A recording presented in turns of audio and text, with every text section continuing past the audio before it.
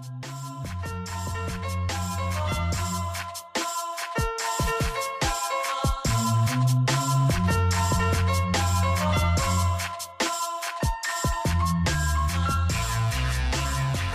just wanted to have a quick discussion about this because this tight labour market is definitely having an effect on what's going on with the economy at the moment.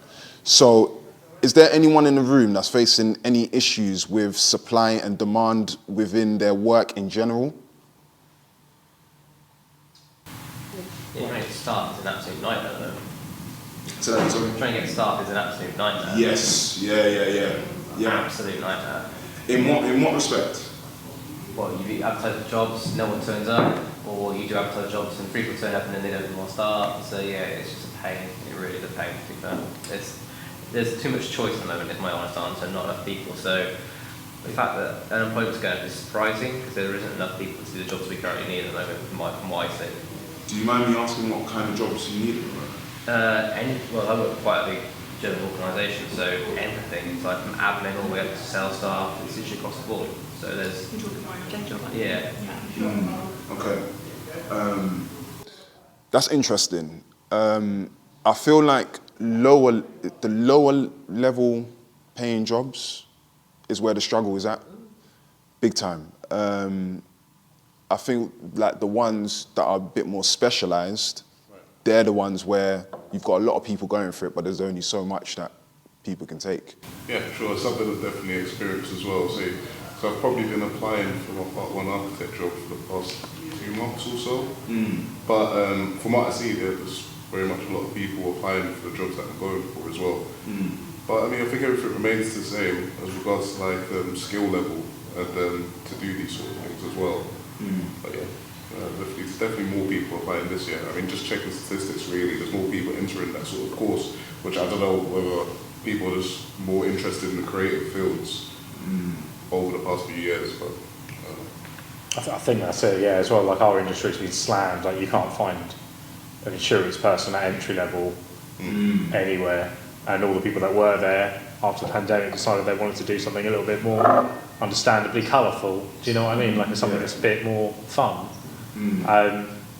So I think maybe from the pandemic, just anything that's seen as boring might just be sort of falling by the wayside a little bit, and people are just doing anything else, even if it's just outdoors or something. But and then a lot of people in our industry as well just retired basically because they were like, well, Okay.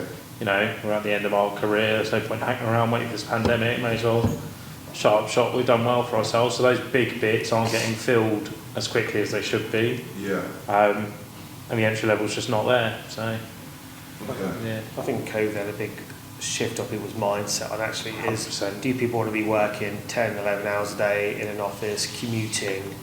And actually if you can't offer the hybrid working or the working from home, then people are more interested now in that, the work-life balance. And they're also happy to not work. And obviously because they're very well supported in the UK, aren't we, if you don't work? Yeah. So on the low-level jobs, people can work like 8-9 hours a day, or they can not work and only be on 10-20% less than what they would have been if they were working. So again, I think people have that working sort of become optional now. Yes. Because there is a lot of support. Yeah. And I think since COVID, certainly the work-life balance people do favour. Like, and I think with like Instagram, the internet, people see that I don't want to work for anyone, I want to work for myself. But whether they've got that ambition, desire, skills to be able to do that, Yeah. but everything seems attainable. Yeah. A warped perception of... Yeah, I think Warped, very much so. Yeah. Yeah. The amount of freelancers there are now, I mean, It's a great example. The amount of gurus, professionals you see. Yeah. All these no money down stuff. Now I started with nothing. Now looking, I've got a Ferrari, and people don't see again if that is actually a true case of it. Yeah. People don't also see it's not very easy to get that, but the gurus make it easy. Cause you can sell courses, and like you said about selling services. A lot of people now want to become mentors, coaches. Yes. They want to be able to sell the dream, Because we don't have enough of those. and they rely on people that want to buy the dream. Yeah. 100%. I think you've got to mention AI as well. I think that's a big part to play Yeah. in regards to a lot of tech jobs. I think that sector has probably suffered quite a lot because computerization could do a lot of admin work, I believe. And I think, it's definitely lowered sort of essential people going into that sort of field. 100%. And it's only growing.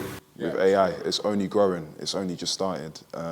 But what you were just saying there, I would even like to challenge to say, actually, there's a few things. So in terms of the people sort of buying in to do these courses, I feel like they're the kind of people that will go and do that rather than go and get those low-skilled jobs when that's what they're sort of lined up towards. They might not have any qualifications or anything like that. But also the people selling the courses don't have any accountability for what Yes. disasters they also throw. I've been involved in some courses where, there's a deal that, come on my training course, get a credit card, do the course, but you're going to be earning X amount. I think actually there's a real lack of accountability and social responsibility on what they're actually asking people to do.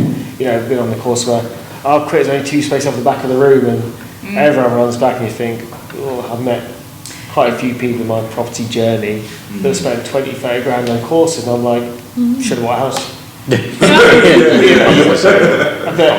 It's such a grey area, and it's not monitored. It's not regulated. It's not regulated. That's what I was looking for. It's not regulated. Anybody can do it, and I think that there's those who can't do teach right. There's so many people teaching, and other people actually doing it. And those people that are teaching, they're teaching things that they're not doing right now, or they did 10 years ago. People that might You have people selling rent-to-rent courses with like 2 rent-to-rents. And what makes them qualified to sell rent-to-rent courses? But they're very good salesmen, so that's the thing. It's selling watch to get Wolf of Wall Street and stuff. But not even that. I think I even know of a trainer who will get you to do those rent-to-rents, and you get those 2 rent-to-rents, but now he's teaching you how to sell courses. So yeah, I think that in itself definitely takes a lot out of this low skill sort of jobs, low skill paid jobs.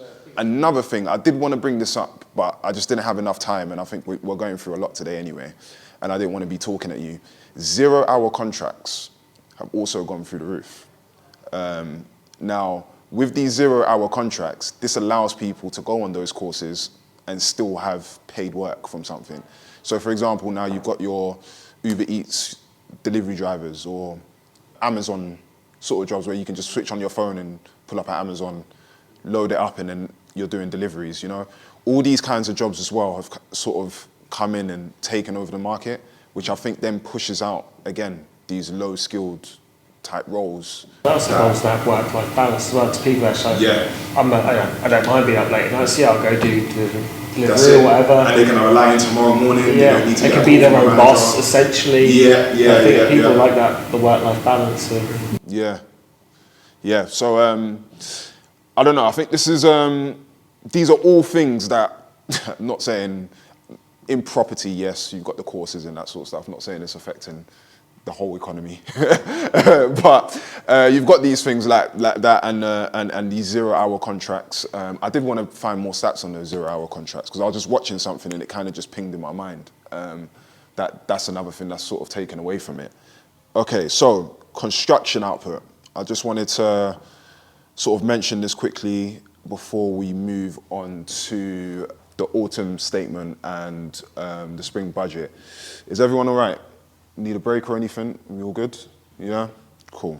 All right, so construction output is estimated to have decreased 0.9% in the 3 months to January 2024. New work has gone down 4.5%, but repair and maintenance has gone up 4%. So I did speak about this briefly last month. New work seems to be a bit scarce, especially the sort of things that we're talking about of what's going on in the market and people having new developments and that sort of stuff. But then repair and maintenance seems to be the direction where builders, tradesmen and everyone is getting their sort of line of work from. Just something to bear in mind. Housing repair and maintenance has grown by around 15% since 2021. All work has decreased by 2% from 2022 to 2023, where the largest fall of 1.3% was in Q4 2023. Obviously, you can definitely see this having a knock-on effect when it comes to the construction vacancies and that sort of stuff. And the construction vacancies and orders in general is a really tight market as well. there's not enough workers. The demand is obviously going down in terms of new projects and that sort of stuff, but there's also not enough workers there as well. So that's another thing that's struggling.